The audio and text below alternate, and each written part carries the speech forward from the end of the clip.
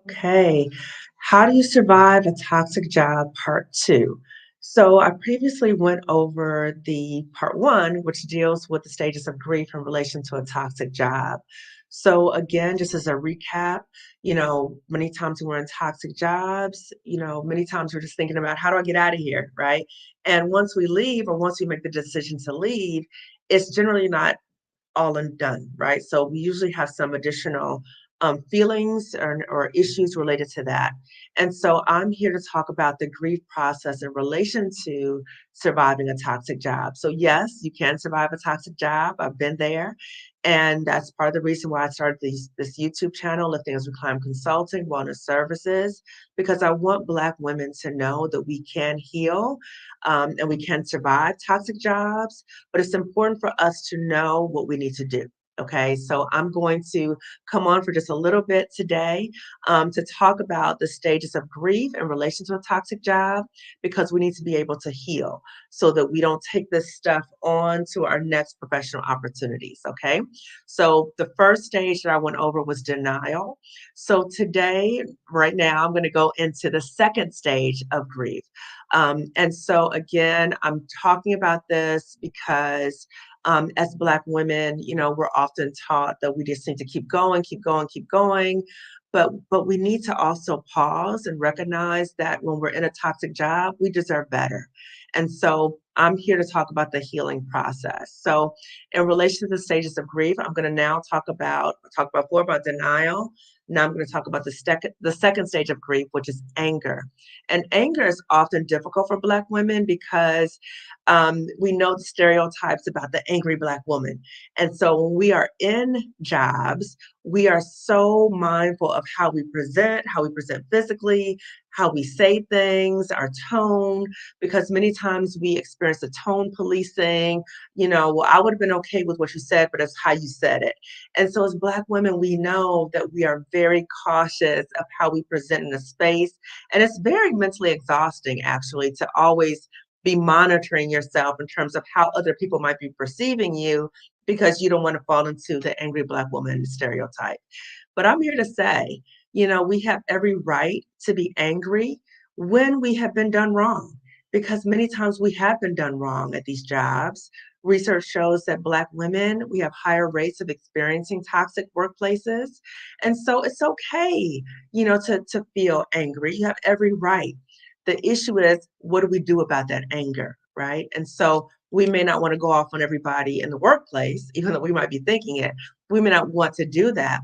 And so I want to just share with you in terms of my own healing and how I dealt with anger that I experienced in the workplace and the hopes that it can help you too.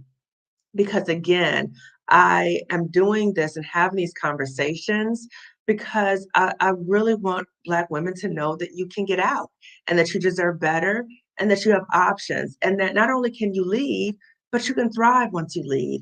But you need to go through healing too. Okay. So I want to be very clear about that.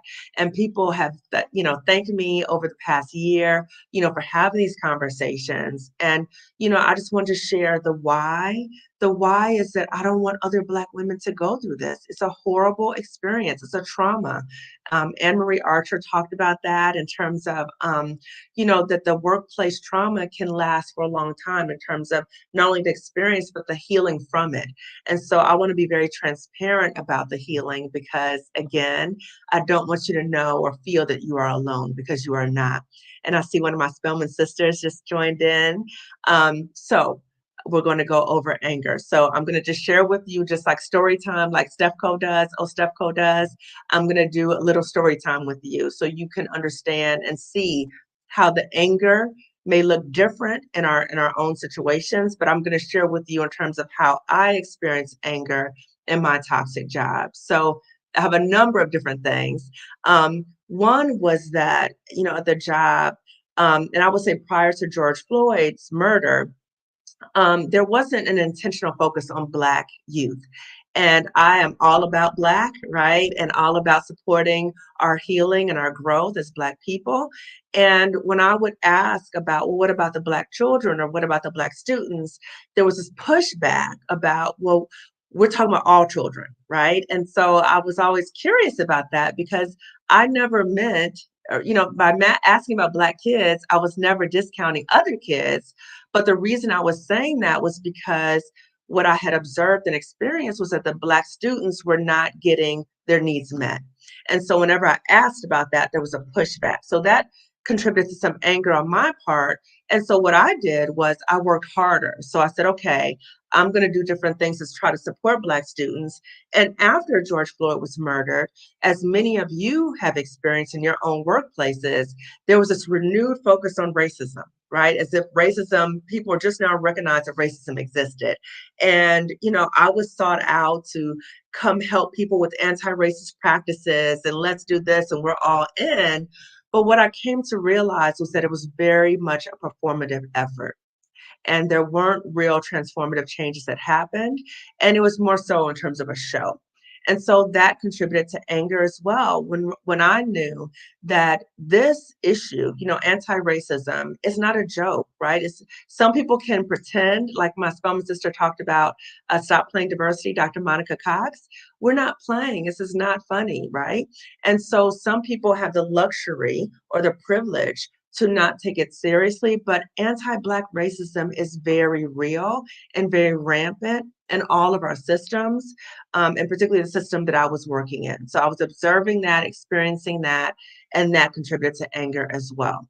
And so again, in that moment, I used that anger to fuel me to fight harder and to find other ways to support.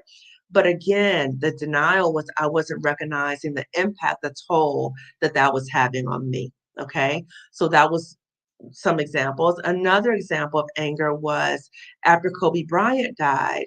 I'm in Los Angeles, so a lot of, students were very much into Kobe Bryant. I would say this is across the country, not just Los Angeles.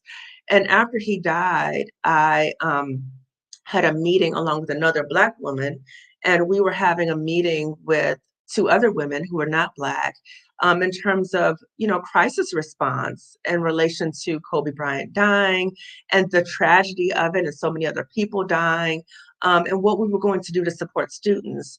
And we were told in that moment that it was a difficult issue to talk about because their friends had talked about it and, they were triggered by the death because he had been accused of rape.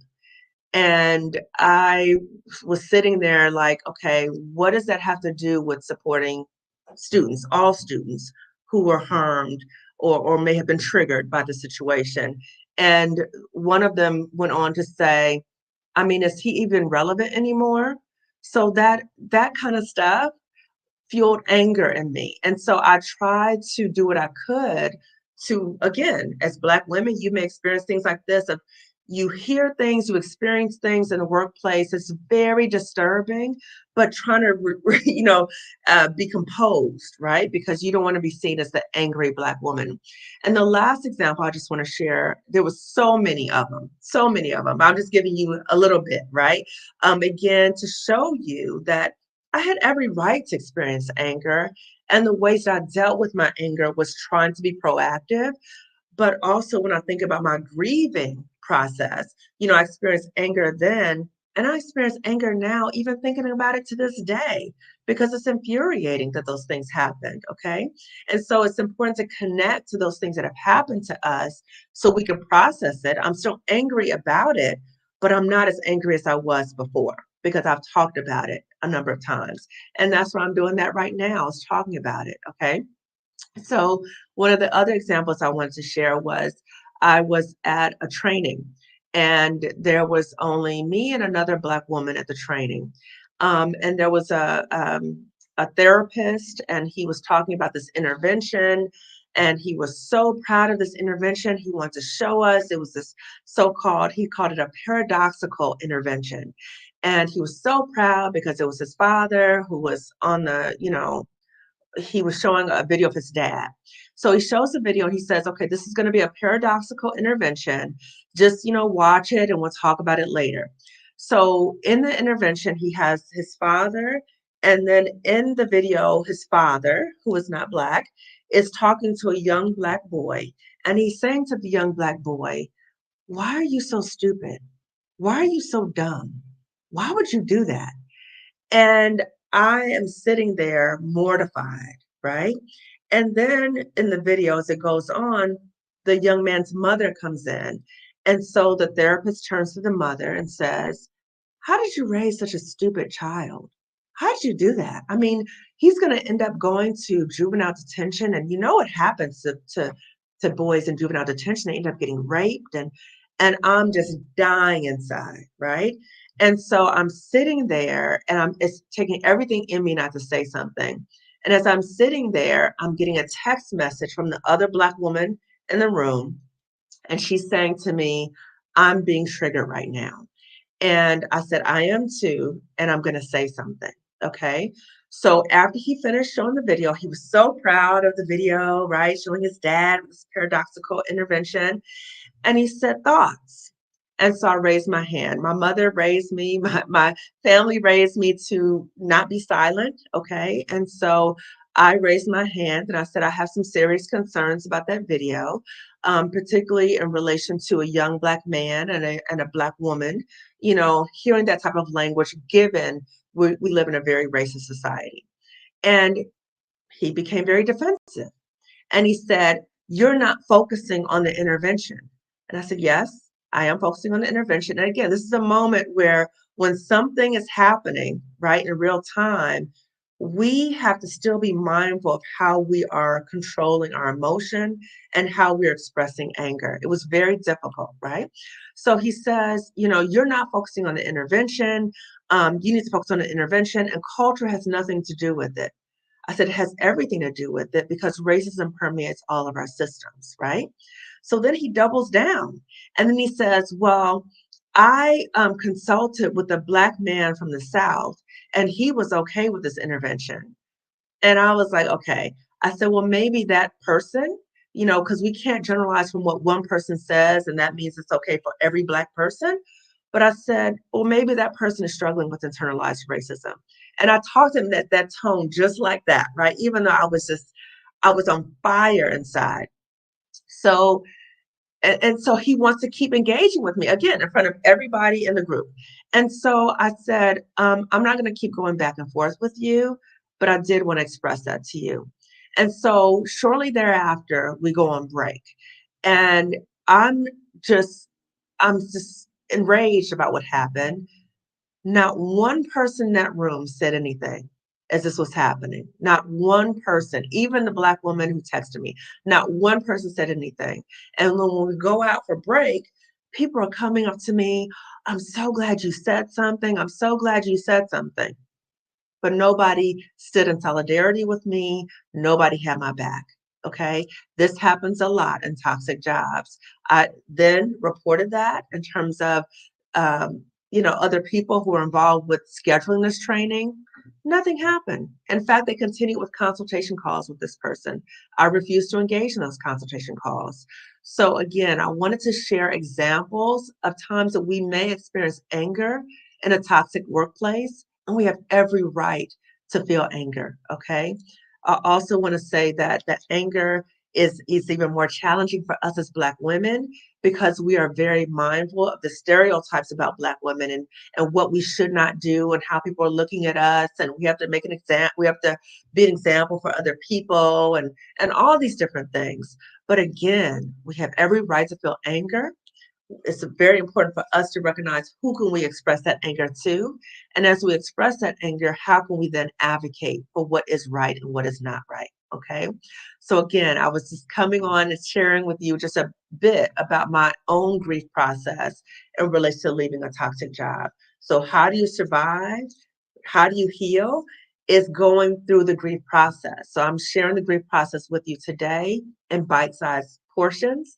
And this is for my own healing as well, in terms of I'm taking it, pacing it, because I want to be mindful of my own self and my own well-being. And so I'm going to pause in between the different stages just so I can take a moment to regroup, breathe, drink water, and I hopefully, I'm modeling for you also about healing. And I want you to remember that healing is possible.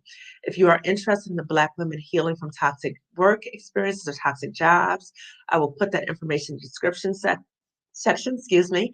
And if you have not already subscribed to my channel, please do so, and turn the notification bell. If you would like more information, more conversations about this, again, I talked about this previously. I'm not the first Black woman to talk about Black women healing from toxic jobs. And the more of us need to keep talking about it. Okay. I'm one woman. Okay. My hope is that more of us talk about it. I've also gotten comments from Black men, in terms of, can we talk about this for Black men? And my response to them is, you know, I cannot authentically talk about that as much because I'm not a Black man. And my hope is that other Black men will have these conversations for Black men. Okay. So, again, if you have not already read the book by Dr. Carrie Azid, please check this out. She talks about toxic jobs and also Minda Hart in terms of Right Within. So again, I will be tuning in shortly after I regroup and talk about the additional status of grief. Okay, so check in, tune in, and I will be back shortly. Take care.